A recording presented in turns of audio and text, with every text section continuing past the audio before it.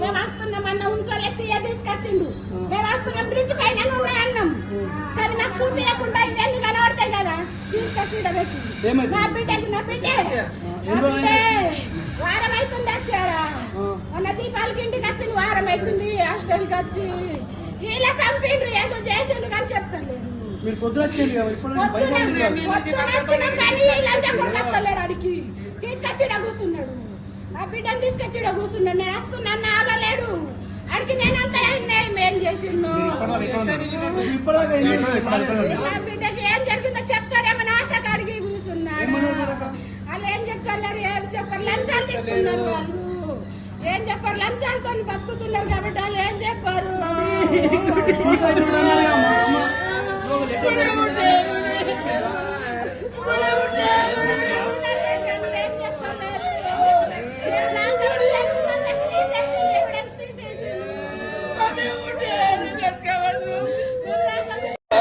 ఎందుకు వస్తున్నారు మా ముంగట్టు మాకు ఇప్పటికి అర్థం కాదు. మీకు ఏమైనా చెప్పిందా మరి ఇప్పటిదాకా ఏం కూడా చెప్పాలి. నాకు ఈరోజు పొద్దున కూడా మాట్లాడింది ఫోన్ చేసి.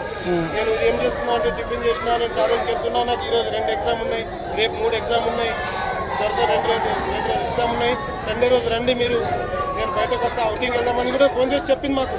అంతా చెప్పినా కూడా మాకు ఈరోజు 7:30కి మాట్లాడింది. ఈరోజు మార్నింగ్ 7:30కి మాట్లాడింది. అందరు వెళ్ళినాక కూడా మరి మేము రూమ్లో వెళ్ళినాక వీళ్ళు అంటారు అక్కడ ఉన్న డిపార్ట్మెంట్స్ పోలీస్ వాళ్ళు కానీ వాళ్ళ కాలేజ్ వాళ్ళు కానీ రూమ్లో ఎక్కడ సామాన్ అక్కడనే ఉంది. ఆమె ఉరేసుకున్నప్పుడు నా దగ్గర ఫోటోలు కూడా ఉన్నాయి. ఆమె ఉరేసుకున్నప్పుడు ఎక్కడక్కడ ఉన్నాయి. మేము వెళ్ళేసరికి ఎక్కడక్కడ తీసేసారు, చైర్ జరిపేసారు, అది జరిపేసారు, ఆమె బట్టలు అన్నీ తీసేసారు. మరి వీళ్ళే అంటారు ఈమె బ్యాగ్లో ఈమె బెడ్ కింద ఈమె రాసిన లెటర్లు అన్నీ దొరికినాయి. మేము వచ్చేవరకు మీరు ఎందుకు తీసారు లెటర్లు, మేము వచ్చేవరకు మా పాప బ్యాగ్ మీరు ఎందుకు ముట్టారు అని నేను అడుగుతున్నాను.